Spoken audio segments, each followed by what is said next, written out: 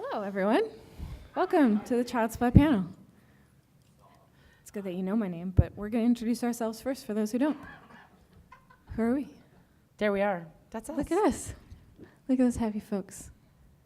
We're so cute.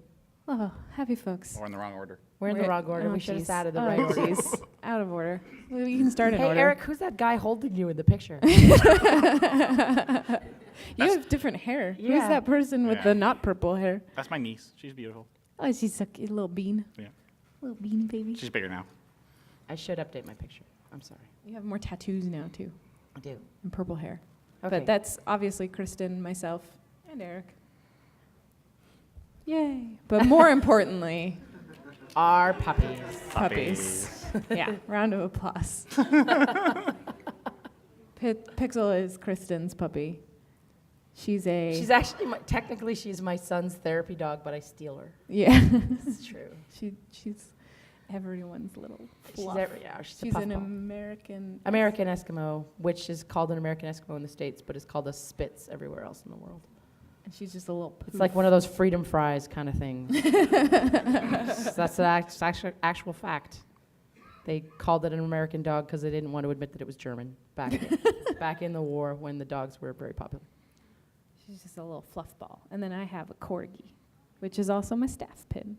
But on my staff pin, he has a tail, and in real life, he doesn't, because Kiko doesn't apparently look at my dog, even though he comes to work with me. Fun trivia. But what you're here for, if it's not puppies, which It should let's be. be real. We both. No, what you're actually here for is Child's Play. Kristen, do you want to introduce Child's Play? Sure. So this is what we do. Child's Play is a nonprofit organization dedicated to making hospital stays a normal and more emotionally supportive experience for pediatric patients and their families. And we do that by with support through the video games industry, and we distribute toys, games, consoles, books, all sorts of media to the hospital's child welfare departments worldwide. Yes.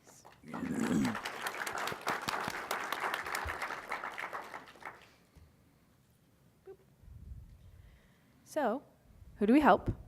As Kristen mentioned, we have a worldwide network, and this map is slightly out of date. We've got, it's actually really hard to keep our maps up to That's date true. because we add hospitals all the time thanks to our community. Almost all of our hospitals are community recommended. Somebody emails us and says, hey, I live in blank area. Can you add a hospital in my area? And we go, sure, we just need your help. We need to know what hospital you either use in your area, somebody you know uses, you recommend. Our hospitals are all nonprofit hospitals, and we contact that facility, work with them, and hopefully add them to our network. So we actually, it's not in this map, but we have a hospital in India now. We have hospitals all around the world, all over the US, and in Australia as well. And additionally, in 2013, we launched our domestic violence shelter initiative, which we're all really excited about. In 2013, we sent these cool game carts to 10 pilot facilities in Washington. And then last year, 100 facilities were selected to be the first to receive the carts, which include an Xbox, a TV, and games, which is amazing. Like it took us almost 10 years to get 100 facilities, or about 10 years to get 100 hospitals. And then we were able to help 100 domestic violence shelters in 1 year. And obviously the scale is totally different. The hospitals that we help are massive, and the shelters are much smaller. But it's very cool to see our network go from 100 facilities to 200 facilities in a year. And that's all thanks to the support of the community. So it's very, very cool. It's a very cool time to be involved with Child's Play, and it's all because the community has been such an amazing support. And so we found a lot of people ask why domestic violence shelters. People are really excited about it, but we found that there's a lot of crossover in terms of sick kids and kids that are going through domestic violence shelters in terms of there's a lot of trauma, there's a lot of fear and anxiety. Sometimes they're away from their families for long periods of times. They don't get to see their friends. They're not home. They're not in their normal circumstances. So there's a lot of crossover in terms of lack of control. And video games give people a lot of agency in terms of decision making, in terms of feeling empowered. Games make people feel good. They make kids feel like kids. And so the response from the shelters has just been overwhelmingly positive. People have just said this is life-changing for kids. They don't get this kind of opportunity a lot, especially for shelters. Most of the time, they're leaving with what they have on their backs. If they ever had access to video games, they certainly, an Xbox is not the first thing that they're going to grab if they're fleeing their home. And so that is something that giving them access to makes them feel like their life is a little bit normal, or maybe even gives them something to say, maybe the shelter isn't so bad, because sometimes they're saying, Mom, I want to go home. I want to go home. And their mom's saying, honey, we can't go home. Or, Dad, why do we have to be here? I want to go home to my toys and my friends and everything. And it puts a lot of pressure on the parent, feeling guilty that they have to be in that shelter. And so if the kid says, oh, you know what, this place has an Xbox, that's awesome. That puts a lot of relief on the family when they say, let's play this game together and enjoy some time together and bond, even though we're in this really stressful situation. So that's kind of our new initiative that we've been working on. And I covered how we help the shelters kind of in that as well. But Kristen, do you want to talk a little bit about how that works in the hospitals? Sure. In the hospitals, how many of you have children? Hands up. Okay, so not as many, as that's not the majority. But if you've ever taken your kids to the hospital, you're aware of a few things. You're aware that it alternates between being incredibly boring and incredibly stressful. And playing a video game or having the option to play a video game helps in both of those scenarios. Obviously, if you're waiting for something, having a DS or a console cart in the waiting room or what have you is certainly a fun way to pass time. And then if it's one of those incredible stressful scenarios, children on dialysis, children receiving chemotherapy, those middle of the night checks when a nurse comes in to check your IV and to see how you're doing or give you needles or draw blood or what have you. That's another moment where it's really great to pick up a DS and hand it to a kid to take their mind off of whatever's about to happen. So in a pediatric setting, we sort of started with that idea that games would help in those scenarios, and we've learned a lot since then in the over 10 years now of the program running, that practitioners were using video games and related entertainment in so many other ways as well. They'd found therapeutic uses for it. They'd found ways to using iPads, for example, with FaceTime to keep the family members in touch while they couldn't all be at the hospital. Little things like that they gave us feedback that they were using them for. But it certainly started with just basically trying to cheer kids up, and the world expanded out from there. So how can the community at large help us? Spread the word is fabulous. We don't advertise. We don't put out that kind of thing, but the word of mouth is the way that we get the word out there, both to advertise donations, spread the word about donations, about just our general mission, but also spread the word to hospitals that may not be part of our network. That's the word. It's early. The network yet, so that they can join us and we can help them and the kids that they help. You can donate through the widget or various fundraisers. You can also, on our website that has the map, you can pick different wish lists for the hospital that you want to target specifically and say, hey, I want to send a couple new consoles to this hospital that is in my town. Those vary the wish lists have Yeah, yeah. items that vary from, you know, Yeah, a pack of each- crayons to Yeah, a yeah. console. Consoles, pack of crayons, could be a copy of Frozen, you know, movies, whatever. Hospitals sort of pick what things that they want for their area, so you can sort of pick your budget and whatever you want. The other thing Amazon has done is they have a new thing called Amazon Smile, where you can buy things for yourself using Amazon Smile, and then a chunk will go to us, so we can send that to the hospital. So that's fabulous. And it's a very small percentage, Yeah, yeah. like it's Well, a super yeah. small percentage that they donate. It adds up. But it actually significantly does add up. It adds up a lot. Over, like, we're all geeks. Yeah. And when we have a huge community of geeks, and a lot of us buy stuff off of Amazon, if everybody just goes to smile.amazon.com before they do that, that turns into a really significant check at the end of the year. So that's something that I know this year I want to try to kind of promote to everybody. And if that's something that you do while you're spreading the word, like that's literally something that costs nothing. It spreads the mission and can raise like real money for Child's Play, and Amazon's super on board with it. Like they're Yeah. like constantly like they want to donate that money and they want to like promote us through that. So Yeah. Employer donation matches. So a lot of I was gonna say big companies, even small companies, a lot of them have, you know, if you give money to a charity, they will match given monies, and some of them need our input. They need us to like validate that you donated and let us know. You can contact us. We can happy to send them, you know, receipts or whatever. That is super easy. Attend or support a Child's Play event. There was some this weekend that maybe some of you were there. There is,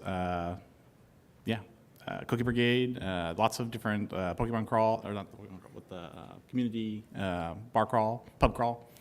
Lots of fundraisers. I mean, there's hundreds of them all throughout the local, year. digital. Yeah, local, digital, tabletop board gaming things. Mario Marathon, I Yeah. mean, the various video game marathons, Desert Bus. Yeah.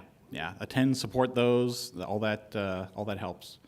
Host your own. There are a lot, but there can certainly be more. There's not a limit to how many. Do you want to do questions now or later? We'll do a Q&A Questions after Yeah, our Q&A little later. slideshow. So keep your question. And then speak to facilities, you know, talk to organizations that might benefit from us. And it doesn't have to be a hospital. It could be, you know, we do some grants as well with libraries and other groups that, as long as it fits our mission, we can work with them on how we can help. So. Yep, we do kind of individual case-by-case basis, and that's a lot of what Kristen does is say, okay, does this fit our mission? Is this going to be something that we're going to be fulfilling what gamers would basically want us to do? And so if you think like this is something that's perfect for Child's Play, get in touch with us. We want to talk to the community. So expanding a little bit on Child's Play events, I'm a little create your own Child's Play event in 6 easy steps.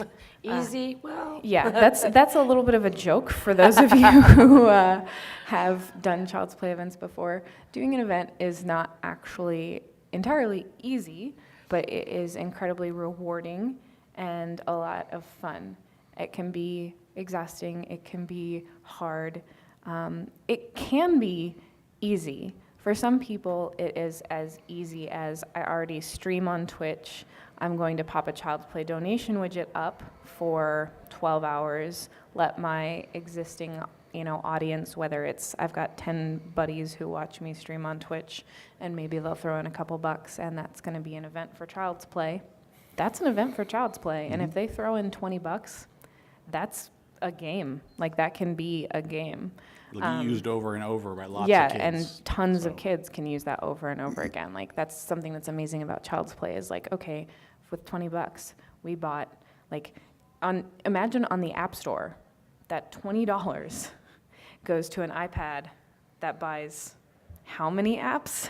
Yeah. And those apps get used by how many kids? Yeah. Over and over and over as that iPad gets passed from room to room as a kid, needs to be distracted while they're getting a shot or while they're on dialysis. Like, just take a moment A little goes a long way. and for sure. think how that expands. So, but that can also get as big as Desert Bus or Mario Marathon or, I know Kurt's somewhere here. I can't really see. Hi, Kurt.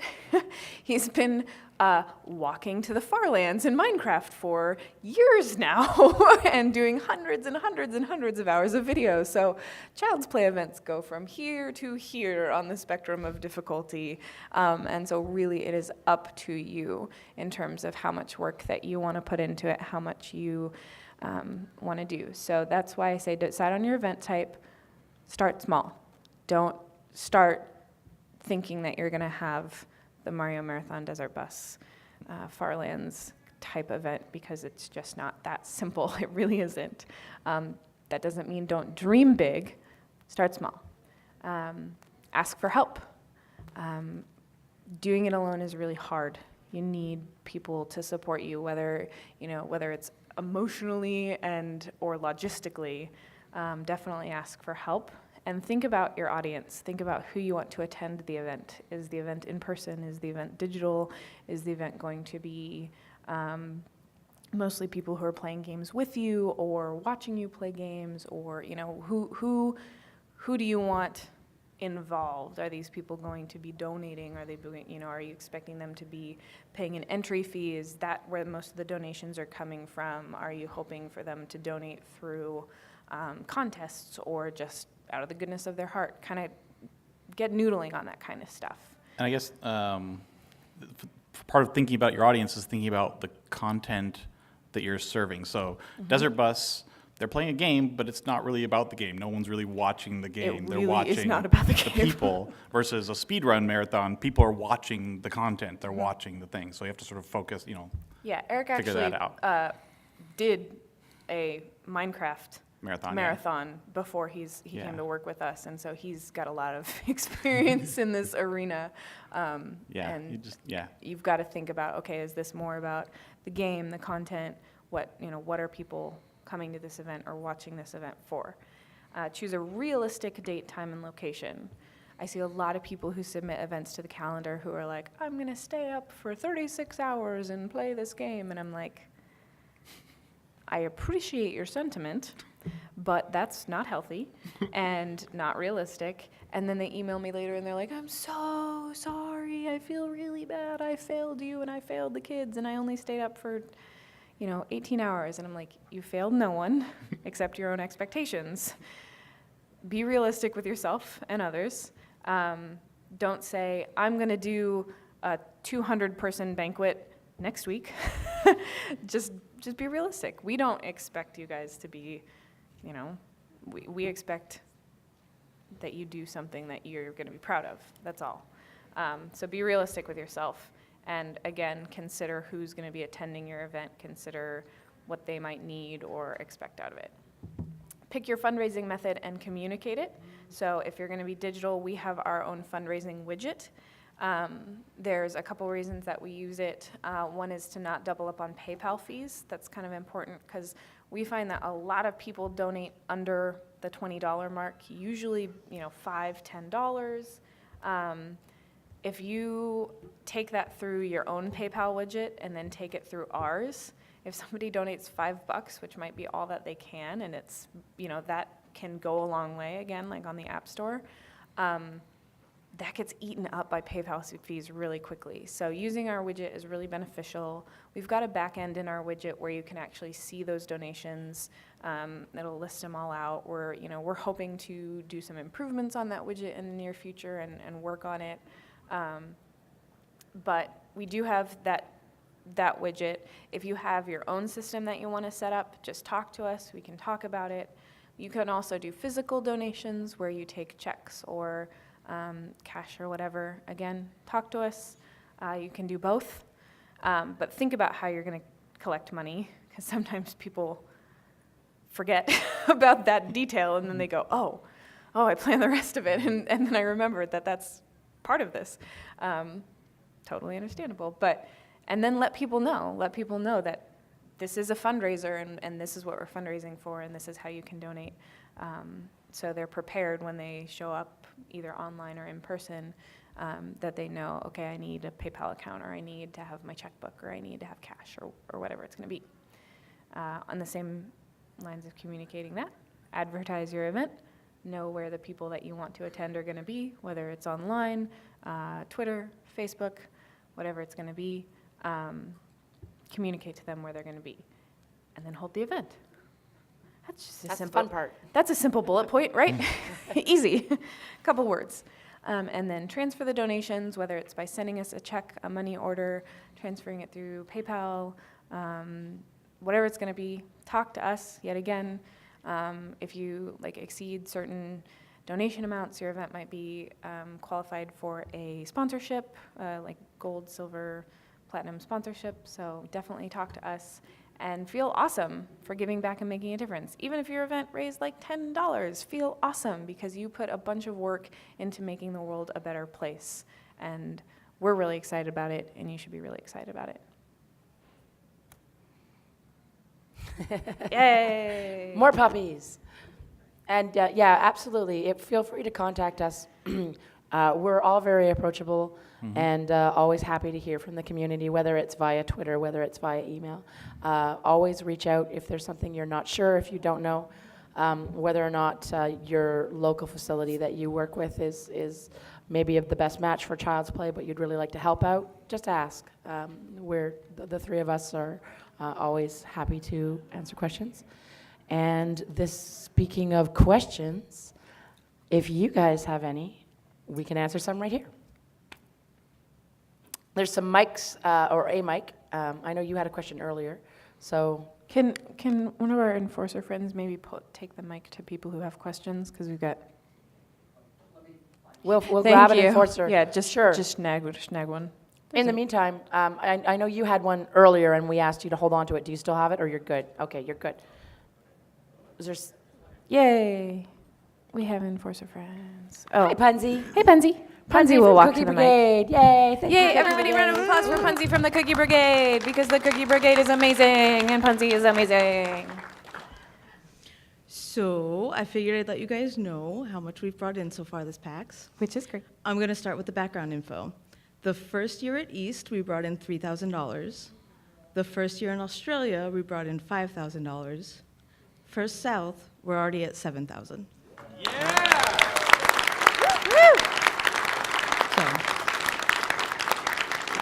That is awesome. Yes, we were hoping we could pull the everything is bigger in Texas. And yes, thank you. Already. We do always need help every PAX. So if you guys want to help us in a future PAX, we have a website. You can sign up. You can help us help them. Yep. It's cookiebrigade.org, all one word. And you can bake cookies before the show. Yes. You can help at the show. You don't even have to attend. You can bake cookies and ship them to us. We will provide you a shipping address. Yep. You can help distribute. You can just help us with our logistics during the show. If you have 5 minutes or 2 cookies, or we'll put it to use, we will take that help. They're awesome. Thank you very much, Cookie Brigade. We love the Cookie Brigade. And I want to know, Eric, where's your puppy? I don't have a puppy.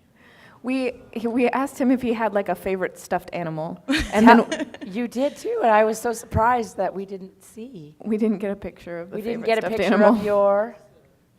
That's not I have a walrus. He has a walrus. We tried to get the stuffed walrus from, photo. from my childhood that I can still have. So Maybe next time. panel we'll Maybe have to next get the. We'll twist his Maybe you arm. should just bring the stuffed walrus to the panel because we can't my bring our comfort puppies. walrus.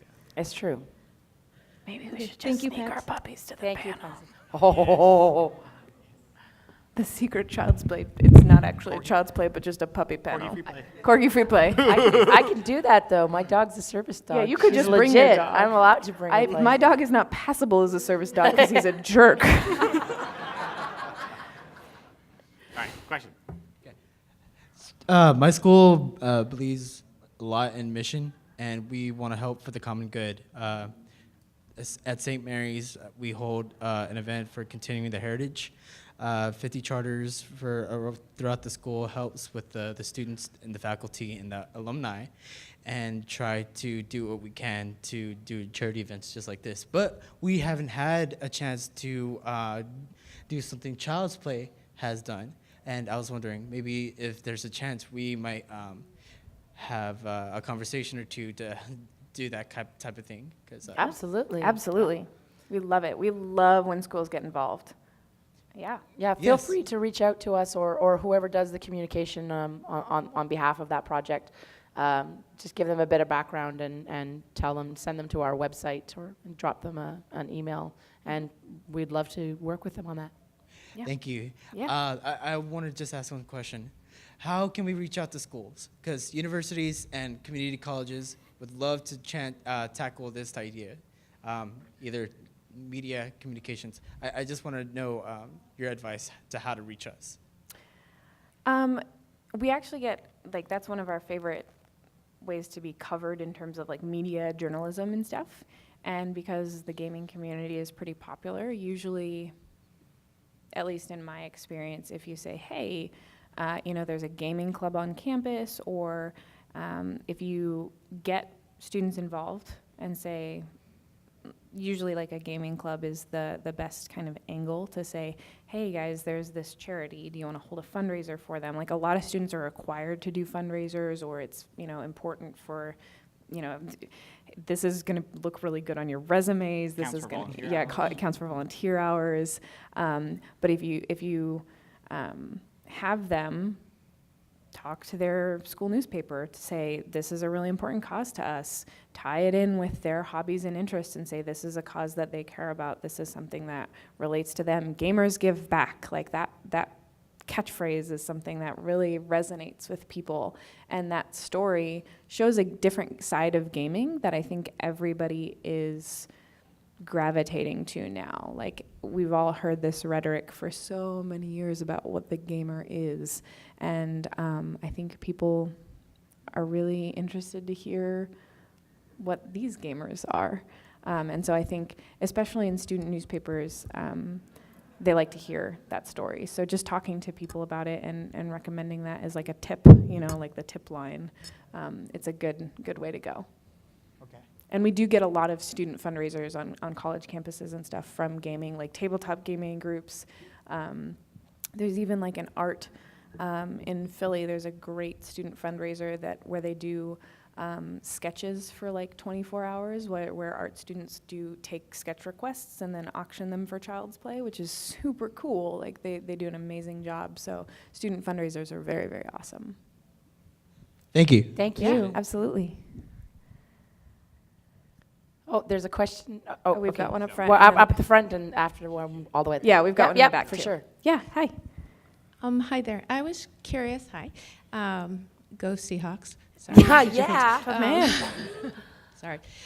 So I'm part of a studio up in Austin, and I was curious. I talked about Child's Play with our crew, and I was wondering, I'm not really sure, I'd like your advice, if a lot of the guys wanted to actually go to like Children's Hospital and play. So we make some pretty big games with some other big publishers, like Halo, and we thought it would be really fun to have I've some heard of of our that. guys, yeah, I've heard of it, play with the kids. But then I was just thinking while I was listening to your ideas about putting on a fundraiser, is that something ever we could orchestrate with you, or is that something more the studio does with the hospital, or would it? Maybe. It would really vary. It would vary sort of on how much work you guys would want to take on, Yeah. and how open to the hospitals are to that sort of thing. Yeah. We're always happy to be a middleman of sorts. We do have a contact person at every one of our facilities that we work with who can put us in touch with their volunteer services department. Generally, hospitals have a volunteer services guild of some kind who organize things like, if you were to have a studio day where they would go and play games with the patients and things like that. We don't set any of that type of interaction up ourselves. We don't work with the patients directly. We simply supply equipment. However, the volunteer services departments are the ones that do that. So that, again, happy to be a middleman. Feel free to contact us, and we can contact the hospital and say, who would they talk to if they wanted to set something up? And push it in that direction. Also happy if you decide, well, maybe we will do something in-house and have a lunch where you take donations within the studio, or do a event of some kind, or whatever. I mean, the sky's kind of the limit. It's up to whatever you brainstorm that you want to do. And certainly happy to advise and make suggestions of, well, historically these sorts of things have worked, like if there's a cafeteria in the building and they sell cookies or for a donation or whatever. I mean, it really is. We've seen all sorts of things. We've seen an after hours tournament where there's a $20 fee to get in, and you have some prizes, or whether you're raffling off, donating items for our annual dinner auction that we do. Right. That sort of thing is incredibly popular. The people who come to our dinner auction are all game fans and love studio memorabilia, anything unique that can be offered. So there are so many opportunities to support that would involve different levels of participation from the studio. And again, that's just a question of getting in touch with us and bouncing some ideas back and forth and seeing what works. As another example, Turtle Rock did which made Evolve, did a no shave till ship, so they didn't shave until they shipped. Yeah. Or as a cut their fundraiser. hair, Cut yeah. their hair, Yeah. yeah. So, I mean, there's lots of different. Yeah, like Our different studio, ideas, actually, everyone looks like that already. So maybe maybe that it would no be extra effort. shave till ship. Whatever, Right? It could however go we wanna both ways. However you want to do it, but yeah, there's lots of ideas. Can I ask just Whatever. one more follow-up yeah, question? I absolutely. know you said you don't do a lot of media. It's more word of mouth, like things like this. Is there any adverse if we were doing an event like that to incorporate Child's Play? If we did the media, if we did the work on that? Yeah, we No will objections at absolutely all. work with you, and media is something that we're going to be ramping up over the next year. So I'm working with Robert on some of that, but we're absolutely open to doing press release quotes and stuff like that. We don't do a lot of pressure on hospitals to say hey, trot out some kids in hospital gowns kind of thing, which. Yeah, we Now, still have there's a even press a press kit. release kit Yeah, available through our website Yeah. for anyone who wants to take that out on how they should talk to We their have a local media kit that has some So- statistics, which now need to be We're updated. not against it. We just Yeah. don't engage in it Yeah. that much. We haven't had to really because the community The has community been so does so supportive. much of it already, and we've just been so grassroots that it's really spread naturally, which is kind of the way that we like it. But we love to support, and if it's the kind of thing that we can get on board with and say, hey, this is a Child's Play event and that kind of thing, that we're happy to work with. That Thank kind of you. thing. Thank Yeah, you. absolutely. Thank you. Do you still? Yeah, at the back, right at the back. We're gonna make you work for it. Hey, cosplay for the enforcers! Yay! Thank you, enforcers. I had kind of a two-part question. You No have your worries. gaming consoles. Do you provide price points on there so people know what their fundraising amount goal should be if they're looking for, we want to have a fundraising event to donate a console to a women's and children's shelter? We don't currently because it varies. So the way that it works is we get discounted. I don't want to say discounted kinds of word. We get wholesale prices. Yeah. We order in a bulk. So obviously we order a lot of consoles every year, and so we don't actually know exactly how much those things. We could estimate, and that might be something that we actually do moving forward. We say it's going to be it could be approximately this much. Right. I think it depends how people are donating, and oftentimes people say, well, how should I donate? If you want, or to buy something off of an Amazon wish list for your local hospital, obviously you know exactly what the price point is because you're looking at it on Amazon. If your office wants to chip in together and together buy a console and say, well, we're going to fundraise for a console for our local children's hospital, Amazon is, again, through the wish list program, the best way to do that, and you know exactly how much it costs, and it's there. I'm gonna generalize here and say a large percentage of our donors know how much a game costs, know how much a console costs. I mean, not down to the penny, but if you're in your local Best Buy or what have you, you have a general idea of the price points. So when you're fundraising, if you've hit that magical number, you say, hey, with this amount of money, we've pretty much bought an Xbox. If you very specifically want an Xbox for a specific hospital, through the Amazon system is the best way to make that donation. But do if think- it's just general, we've raised $300, and we're going to give it to the network in general, we'll be able to get the Xbox a little at a slightly reduced cost because we're buying from a distributor. But that doesn't necessarily mean it's going to, that particular money is not going to buy exactly that Xbox that will go to exactly your local And hospital. that's something that we always hesitate to like Sure. advertise in that specific way, because some people take those things very literally. Like if we say like, oh, this money could buy an iPad, some people say that We're buying an iPad. oh, my money will buy an iPad, and then they ask, hey, can I get a picture of kids using my iPad? And we're like, okay, Yeah. that's But not actually how this works. if there's a very specific donation in mind, because you used the example, we're gonna fundraise to buy a console. In that scenario, the best way to do it is Is through Amazon, Amazon, because yeah, you're yeah. buying it right off the wish list and it's going right to them. And I understand, like, there's a morale thing to that, right? There's a morale thing to, we're gonna, Buy sell, this thing. sell cookies until we buy an Xbox for our hospital. And you can do that using the Amazon system and make a specific goal. And if you have a specific goal in mind, we've had lots of people contact us and say a specific game was meaningful to them personally, and they want to donate that game to their local hospital, but it's not on their list. We can look at adding it. It's in most cases we can say, sure, I'll put it on the wish list, then you can go buy it. So we take requests. Again, just drop us a line and let us know. Okay. And the second follow-up to that was, because you've mentioned Amazon, how are the donations tracked when people purchase things directly through Amazon? We spend a lot of time counting. We have some tools that we use that help us with that. They are not. Amazon is not designed to work the way that we Yeah. work with it, They though. frequently break, Yeah. but we have a lot of technical support. Yeah, we have wonderful volunteer technical support who cares very much about what we do, and they do their best to help us. But It's a lot of manual work behind It's the a scenes. funny and- story, though. For the first 3 years of the charity, we literally did count by hand.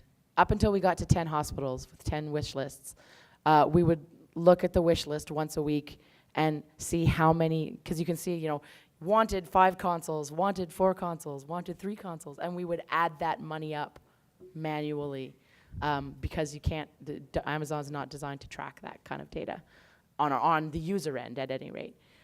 We used to, well, Robert would do it because he's very, very, very good with numbers. And he has this weird counting system that he can count really, I don't know, it's some crazy business guy thing where it's like it's a rounding and counting magic that he uses. He could actually count them up pretty quickly, but it did start to get to be too many after 10, so we brought in some professional help.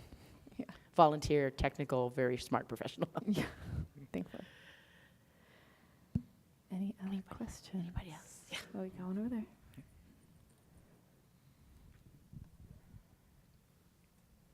I think you mentioned volunteer technical support.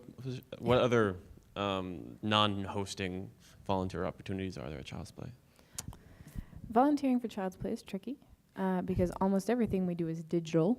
We don't have come to our volunteer day and do, ladle soup kind of thing. Like we are mostly digital charity. Yeah, in general, funny. we don't have volunteer opportunities. We're Child's Play. You're seeing the entirety of Child's Play sitting right here. So we work out of office And the space that's donated by another organization. So we don't have a lot of overhead. We keep our overhead incredibly slim. And because we don't really have a physical space that, we don't need people to come in and help us unpack boxes and everything. It's all streamlined. The logistics is also, we don't really touch a lot of the products that Everything we donate. gets shipped direct from It gets shipped Amazon direct, or the so, distributor. The easiest answer is just to say, well, we don't personally use volunteers. We often direct people, as I mentioned before. We have contacts at the hospitals who can put us in touch with their volunteer services. So for sort of people who want to help out on the ground and help kids set up, get their iPads all started or hook up consoles or whatever, we can put you in touch with a local facility that could use that kind of help. But in terms of how to help us, we did say we used volunteer technical support, but they were people that we sought out and said, hey, already guy knew. that we know, can you write this tool for us? And they did. So, but those opportunities are very few and far between, and we tend to do them by direct, just working with companies we've worked with before. If we do need volunteer help of any variety at any time, the way that we will communicate that is through our Twitter and our website. So our Twitter is @CPCharity, and our website is childsplaycharity.org. And we don't tweet a ton, so we're not gonna like clutter your feed or anything. And our website news is updated usually during the holiday season a couple times, maybe during the off season a few times. So if you check the website every once in a while, if you're an RSS user, I think you can add us to an RSS feed. But if you just kind of keep an eye on those two places, if we ever have volunteer opportunities or, you know, like, hey guys, can you check if this works, or Yeah. we need Does beta anyone testers have for this skill this, set? That's where we or, would do it. you know, we need people to do X. That's where it'll be. So we've managed to create this very self-sustaining tiny thing because we're trying to create very tiny overhead, but it also has this side effect of that we're very self-sustaining and tiny. All right, thank you. Yeah, absolutely. Got one up here. Hi, I have 2 questions. Yes. Do you accept used equipment or games to No. donate?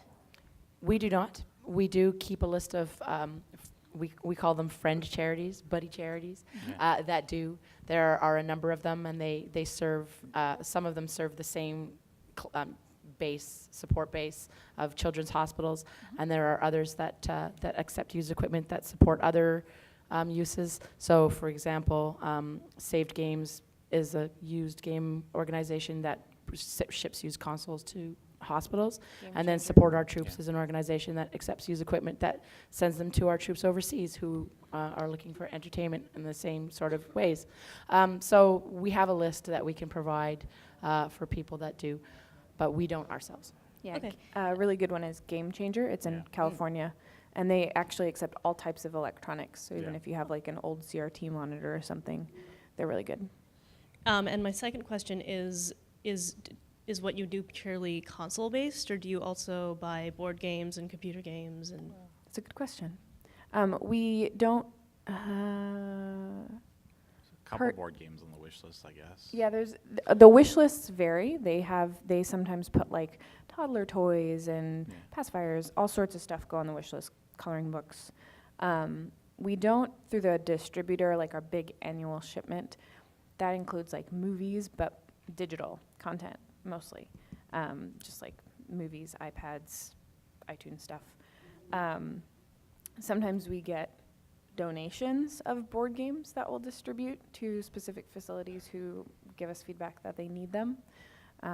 We do like games of all types, so that we're not like exclusive to that. Like we've given grants for facilities who are starting like a board game library, because we do think that's important to specific circumstances. The problem with that is that it's less sustainable. Like it's more difficult for little pieces and all of that stuff. Like games are easier for us to give, but it's not completely out of our scope, I guess. Yeah, I mean, keep in mind these are going to go into a a hospital unit where the nurse is going to be there and they're busy, with other actual cares, like not actual care, they're busy, but they're going to get questions about, hey, can you help me with this, or and especially if there's a game that, like consoles are easy, here's your controller, put the thing in, kid's good, and the parents can figure that out if they're there. So you're saying setting up Mousetrap is like maybe not Yeah, the I mean, best or use. or if Operation it's, might be a little scary. Believe me, there are a lot of fabulous board games that are that are out now.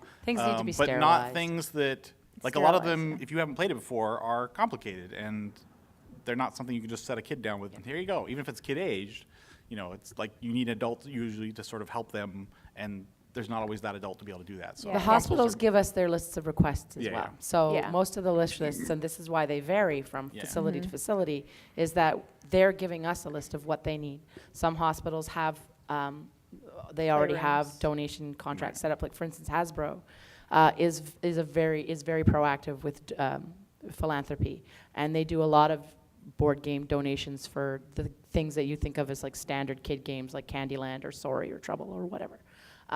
They have all of those because they have an agreement with Hasbro. So they don't need board games from us. They are looking for other equipment. So we try to reflect those requests in their lists as best we can. And for like PC gaming, because we get a lot of indies that'll say, hey, we want to donate like a bunch of free copies of our indie game we developed for PC, because, you know, that's much simpler. We love indies and we love the fact that they want to donate to us, but PCs are much harder to sanitize. Like imagine wiping down a keyboard versus a console controller. And we have to be able, hospitals have to be able to sanitize those controllers versus a keyboard. As somebody who's not a gamer, who's a nurse, imagine trying to figure out a whole operating system versus just a console's UI. Like that, we definitely, consoles are much easier to send into the hospitals. They're facility friendly. They're facility friendly. And we've got, initiatives in the works where we're looking more towards indie-friendly, like tablets and stuff like that. But for right now, they love iPads because they're so facility-friendly. They're easy to wipe down. They're easy to sanitize. And they're multi-purpose. And they're multi-purpose. They use them for other things as Um, well. Communication suites for autistic kids, FaceTime, Yeah, like I mentioned absolutely. before, taking pictures. There's so many Mhm. more uses out of that than a PC in a common room right now. Yep. Cool, thank you. Yeah. One in the back. You're getting a workout today. I'm so sorry. I'm sure otherwise he would not be walking around. Enforcers otherwise are just sitting on their bums. Habits. Yes. Hi. I'm not sure if you guys have tried this before. I'm not even sure exactly what you have to do in order to be a member of it. But have you looked into becoming a part of the combined federal campaign? We have looked at the combined federal campaign, and it's actually potentially possible. We're in that progress. So Yeah. hopefully. There's- So they have a list of requirements. So the combined federal campaign is obviously, from you can tell from the name, a federal level matching for basically federal contractors of any kind, which includes the military. And that's a big chunk of people who've wanted to help us, who have said, hey, look, I can get an employee donation matching if you are a CFC approved charity. They have a very exhaustive lists of bullet points that need to be met before you're eligible. As such a small organization, we were unable to meet all of those particular bullet points up until just within the last couple of years. We thought, okay, let's really put a lot of work into this and see if we can meet these all various things. Eric has been working on that as a pretty big chunk of pretty much everything he's been doing for the last couple of months is dealing with specialized audits and things like that to meet those qualifications. So we're very hopeful that we'll be able to announce the CFC enrollment soon. And when you think that, other CFC charities are like Make-A-Wish and the Susan Komen Foundation and things like that, where we're talking about charities that have thousands of employees, we would be this little tiny itty-bitty charity that had managed to qualify for CFC, and we'll be really proud if we finally could make that happen. Yeah, it's really awesome. Like, Eric is new. Like, he's You can tell from the little shine. yeah, he's Little star, he's new. he is. When we go from 2 to 3, it's amazing. Like, I know Kristen and I are just so excited to have him and grateful, and like that is a huge testament, because we get so many questions, and it always breaks our heart to say, like, we're so sorry we can't join the CFC. We have looked into it, and we'd really love to, and we just It just don't have wasn't the feasible resources. until it's recently. not feasible, and now like feasibility. We're working. He's right here. He's done it. Mr. Feasibility. it's not done himself yet. is It's not arrived. done. It's not Yeah, done it's not. yet. Yeah, like we But said, it's a it's- process. working on And it. we are trying to meet that process. He'll walk now. into my office and he just has like this 2-inch pile of paperwork, and he's like, I have some questions. Okay. But yes. Section 3, Category 4, I need to know. And We'll I'm like, definitely oh, make an God. announcement if and when we're able to make that happen, but we are working on it. Yeah. But It's yeah. very exciting. When they, like, I'm in the military, so when they try to push annually for their donations, they always give you a pamphlet with all of the charities. Yeah. And they say there's something in there for everyone. But if you look, there's not too much for the gaming community. Right. So it's No. good that it'll be represented. Yeah. Yes. Hopefully there will be Hopefully soon. the next season, the next year, Yeah. hopefully we'll be there. Thank you, guys. Yeah. Thanks to the Keep looking for us in that pamphlet. Yeah. Got one up front here. We got one near the front. You're wearing a Hufflepuff hoodie. I have that hoodie. Yes. Fantastic. Yes, Hufflepuff is Bestelpuff. Sorry. Ravenclaw for life. We can be loyal together. That's good. What's up? So I was just curious how each of you got into like the nonprofit scene. Oh, that's a really good question. So I've worked for Child's Play since its inception. I worked for Penny Arcade as well, and Penny Arcade was our founding company. The Child's Play drive, the toy drive, started just as a Penny Arcade project that Gabe and Tycho did it in 2003 as a toy drive and wanted to continue doing because it was so incredibly successful. I worked for Penny Arcade starting in 2003 around the same time. And after Child's Play 2003, the first toy drive, they went, whoa, whoa, whoa, this is crazy. We need somebody to manage this. And kind of looked around the office, and I put up my hand, and I said, I'll do it. I've literally been doing it since. Jamie came on board in 2011. February 24th, 2011. 2004 to 2011, it was just me trying to do it all, and then I just started to cry, and we brought Jamie on board, and you can watch that exciting experience on PATV. They recorded if you want to it. see the hiring experience that Jamie had to go through, that is available to watch for your amusement. And then, as we mentioned, Eric is new. I worked for Penny Arcade, and I never expected that I would be working in a nonprofit. I didn't set out with that sort of as my life goal or anything. I love doing it, and I'm very excited by it, but I didn't go to any kind of nonprofit philanthropy school or anything like that. For me personally, it's been a very interesting journey because, as I said, I've been doing this for 12 years, and I have an 8-year-old son with a neurological disability. So I was already, a lot of people sort of see my son or they hear my story and they think that I went into nonprofits because of him, and that's not actually true. It's actually, it just ended up happening, and I've always felt that I was so very fortunate because I knew about all of these resources, and I knew how video games could be a positive tool for him. In terms of therapy and in terms of his emotional development and his social development and everything that I'd learned from Child's Play, I had been able to apply as a parent. So it's kind of a backwards story. A lot of people think it was the other way around, but I just got incredibly lucky. So yeah, for me, it's been so fulfilling on so many levels as a person working in the video games industry who got sort of brought onto a nonprofit project, and that was a pretty steep learning curve. And we had no idea what we were doing. We were kind of flying by the seat of our pants for a long time.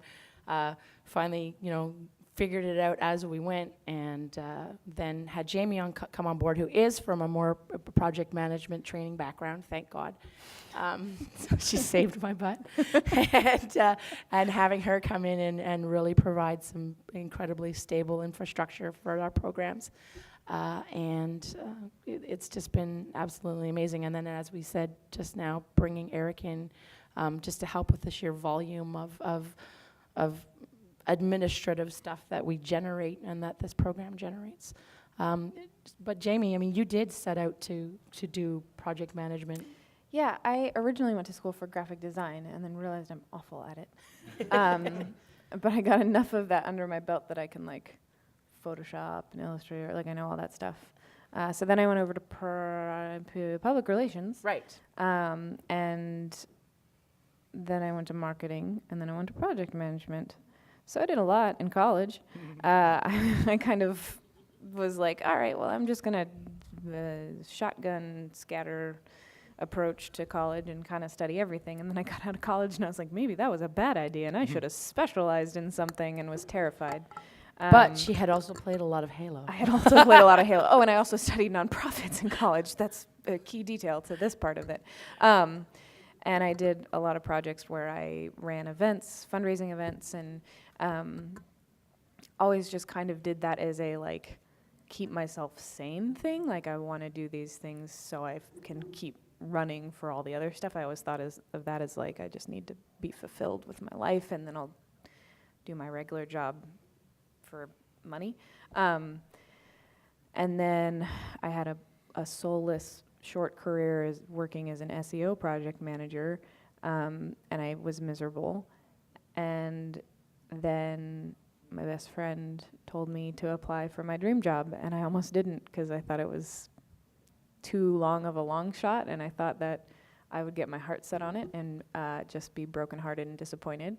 And then I applied, and then I didn't get cut, and then I didn't get cut, and then I didn't get cut, and then I was, you can watch the rest on PATV, and you can watch my voice shake and see how,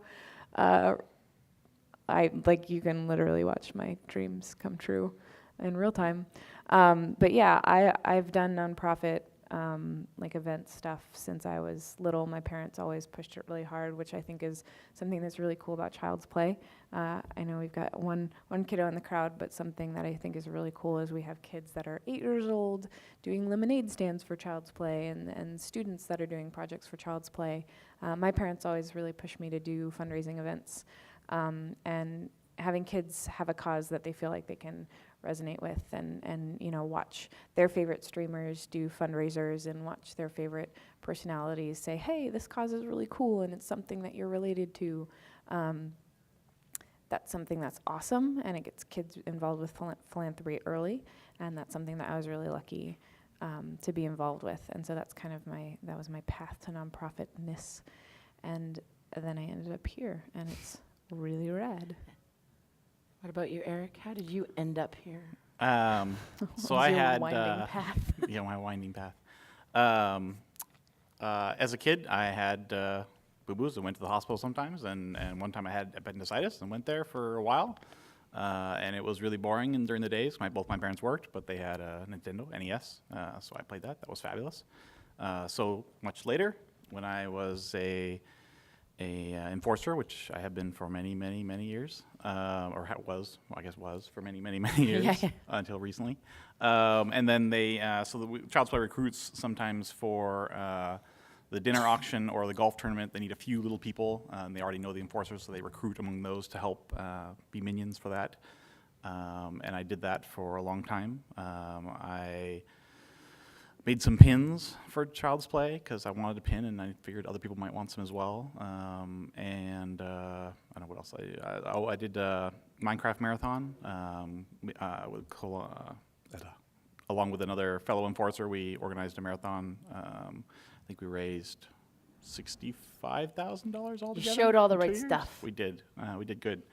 But yeah, so I have a big heart for Child's Play, and have done that for a long time. And then shortly after Prime this last year, Robert and I had a conversation, and then there was this opening, this need, and I did a bunch of interviews, and here I am. Here you are. So yeah. That's our story. It's a very different thing than what I was doing before. Oh, and we're getting a and there's sign a that's big red telling word us that says time. There was, Yeah. was there, okay, yes, I think It's we're done. It's a time. It's a time. He's If giving me that you look. have any questions, We would love to please feel free to email us. These email addresses all sort of They go to all of us. So you'll get in touch with the person that you need. You can also contact us on Twitter. Whoops. There. Sure. And Give us a shout. we're around the show. We've got pins. We love talking to you guys. Thank you so much for coming to our panel and supporting Child's Play. You guys are the reason that Child's Play is successful, so thank you guys. Yeah.